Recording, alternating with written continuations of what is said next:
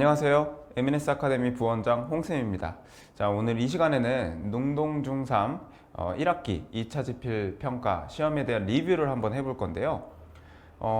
지금 아마 시험이 끝났다고 거의 대부분 이제 노는 아이들이 노는 학생들이 거의 대부분일 텐데, 오늘 이 시간 선생님이랑 같이 시험지 리뷰를 한번 해보면서 내가 부족했던 부분이 어떤 거고 잘했던 부분이 어떤 거고 시험은 어떻게 나왔고 내가 2학기 때 시험을 준비하면서 어떻게 준비를 해야 되는지 한번 알아보는 시간을 좀 갖도록 할 거예요. 이번 1학기 때는 이제 코로나 영향 때문에 이제 작년부터 한 학기에 한 번 정도만 이제 시험을 보고 있죠. 그래서 이번에도 기말고사라고 하지만 이제 처음 시험이었고요. 첫 시험이었고 1학기 때 그리고 범위가 굉장히 좀 길었습니다. 여러분들 잘 준비를 하셨겠지만 좋은 점수를 받은 친구들도 있고 좀 이제 부족했던 친구들도 있을 텐데, 한번 이제 전체적인 선생님의 분석을 한번 들으시면서 한번 느껴보시길 이제 바랍니다.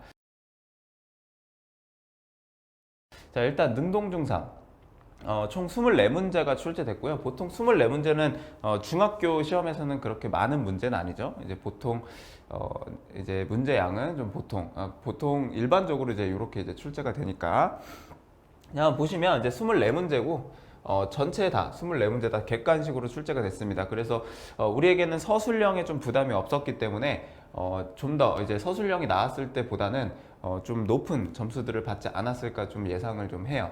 100점이고 난이도는 선생님이 이제 중으로 이제 체크를 했었는데 이유는 그 뒤에 가서 설명 들으면서 한번 확인을 해봅시다. 자, 출제 영역 비율인데 교과서에서 12문제가 출제됐고요. 거의 반 정도가 출제가 됐죠. 그리고 나머지는 시험 대비 교재에 출제가 되었습니다. 자, 근데 이제 사실 선생님이 이제 수치상으로는 반반 정도 출제 비율을 선생님이 비율을 이제 좀 나눠봤는데 시험 대비 교재에 있는 문제들이 교과서 문제들이에요. 선생님이 처음에 이제 중등부 시험 대비 교재를 이제 제작을 할 때 교과서 그리고 이제 능동중 교과서뿐만 아니라 여러 가지 교과서 출판사들이 있죠. 대부분의 교과서의 내용들을 담아놓고 교과서 변형 유형들이나 좀 심한 문제들을 좀 담아놨기 때문에 사실 거의 대부분 겹칩니다. 그래서 뒤에도 선생님이 적어놨지만 학교 수업에 굉장히 충실한 문제였다라고 선생님들이 평가를 했어요. 대부분이 교과서에서 출제가 됐고요. 교과서를 벗어난 내용은 나오지 않았습니다. 그렇기 때문에 이거는 이제 수치상으로 봐주시면 되고 시험 대비 교재가 교과서를 담고 있다 정도 이제 알고 계시면 될 것 같아요. 세부 문항별 분석입니다. 자, 우리 이제 시험 범위가 2차 방정식까지 출제가 되었었는데 우리 루트 나오는 부분 있죠. 루트 제곱근의 계산에서 10문제, 그리고 다항식의 곱셈과 인수분해, 그리고 2차 방정식에서 7문제씩 이제 출제가 됐습니다. 굉장히 이제 골고루 출제가 되었다는 걸 이제 볼 수가 있고요. 난이도 보시면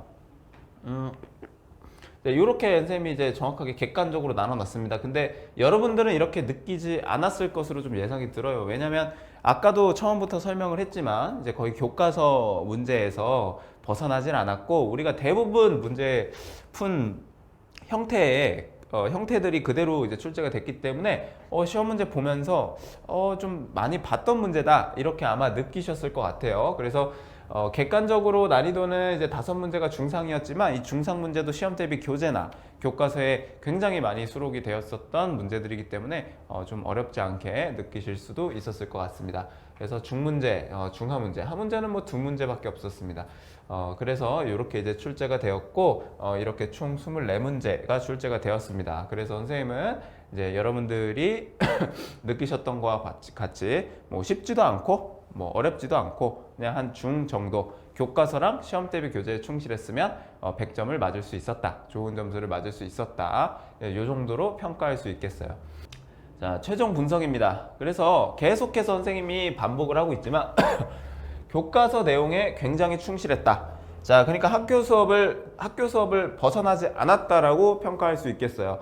거의 대부분 교과서에서 출제가 되었고요. 여러분들이 다 익숙했던 문제들이 출제가 되어서 뭐 여기서도 써 있듯이 숫자만 변형한 문제들이 거의 대부분이 출제가 됐습니다. 그래서 여러분들 풀다가 좀 많이 풀어봤다, 좀 익숙하다, 그래서 뭐 당황하지 않으셨을 것 같고 실수를 좀 조심하셨어야 되는데 실수만 안 했으면 좋은 점수를 받았을 것 같아요.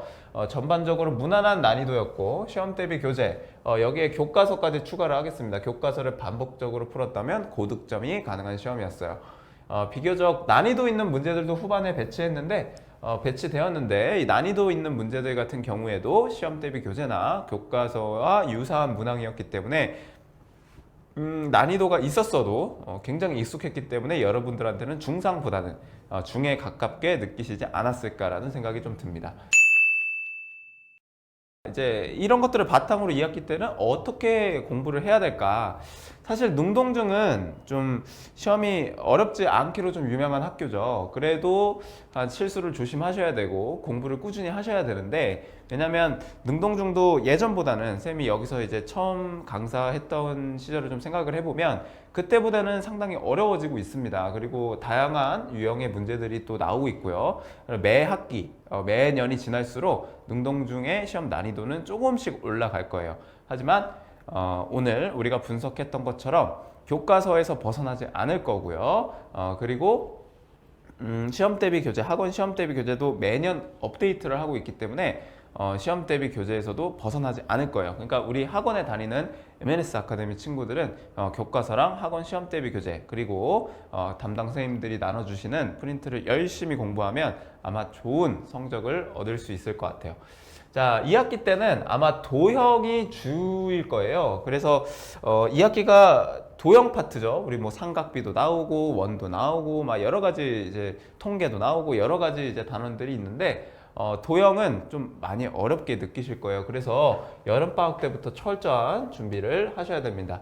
특히 2학기까지 이제 고등학교 이제 선택을 위한 내신이 반영되는 시험이죠. 그러니까 2학기 우리 마지막 학기 남았으니까 여러분들 최선을 다하시고 여름방학에 철저한 준비를 하셔야 될 것 같아요. 학교에서 주는 학습지가 난이도가 어렵지 않았지만 꼼꼼히 풀었어야 돼요. 왜죠? 학교 학습지에서 대부분 문제가 나왔기 때문에 2학기 때도 크게 벗어나지는 않을 것 같습니다.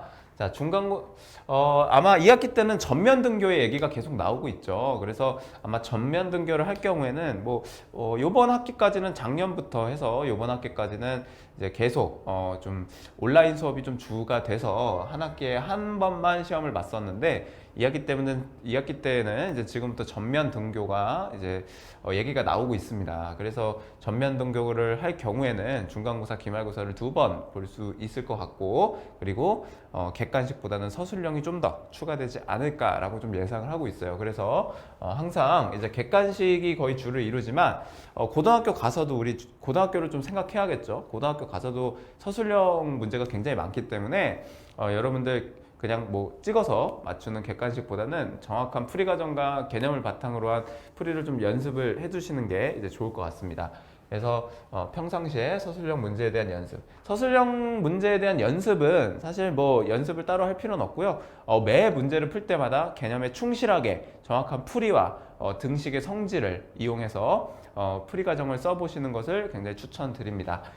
그리고 여기 하나가 이제 빠졌는데 그게 뭘까요? 이제 고등학교 데뷔죠. 그죠? 이제 마지막 학기가 남았습니다. 여러분들 중학교 보내시느라 굉장히 수고 많으셨을 텐데 지금부터는 이제 고등학교를 또 준비를 해야 됩니다. 여러분들도 주변에서 많이 들으셨겠지만 중학교의 수학 난이도와 고등학교의 수학 난이도는 하늘과 땅 차이죠. 공부량도 굉장히 많고요. 그래서 여러분들도 여름방학 때부터 우리 여러 가지 특강들이 이제 준비가 돼 있으니까 잘 신청하셔서 이제 고등학교를 좀 철저하게 준비하시기 바라겠습니다. 우리 마지막으로 이제 굉장히 의미 있는 문제들 이제 2가지를 선생님이 가지고 와봤습니다.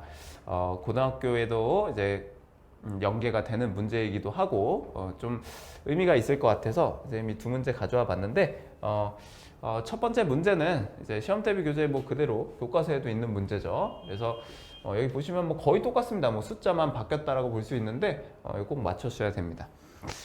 다음 문제는 뭐 이렇게 2차 방정식의 이제 활용 문제였는데요. 활용 문제는 뭐 어디서 어느 파트에서 활용 문제가 나오든 굉장히 어려운 문제죠.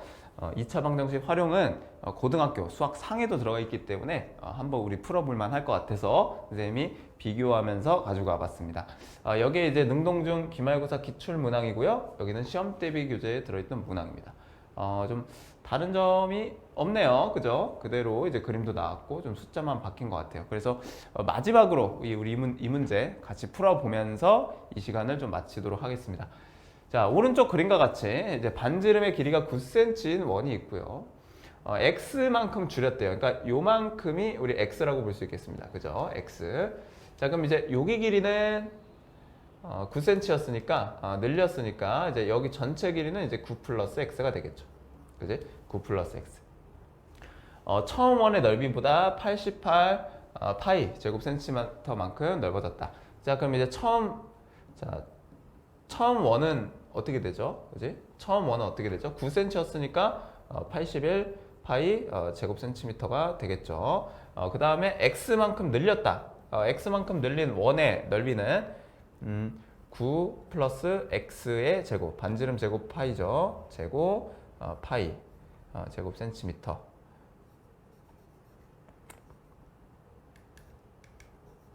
자, 이렇게 이제 나타낼 수 있을 것 같습니다. 그러면 이제 여기에다가 얼만큼 더 넓어졌대요? 88 파이만큼 이제 넓어졌다고 합니다. 88 파이만큼 넓어졌대요. 그랬더니 얘가 되었다. 센티미터는 이제 좀 나중에 써주시고, 자, 그럼 이제 얘네들 계산하면 이제 어떻게 되겠죠? 169가 되겠습니다. 169 파이가 되겠고요. 여기는 이제 9 플러스 x의 이제 제곱 파이가 되겠죠. 그래서 이제 약분 이렇게 하시고, 근데 2차 방정식 문제인데 우리 제곱근으로 푸시면 되겠죠. 자, 이거는 이제 뭐의 제곱입니까? 13의 이제 제곱입니다. 그래서 우리가 이제 9 플러스 x의 이제 제곱이 13의 이제 제곱과 같기 때문에 요거를 이제 풀어주시면 될 것 같아요.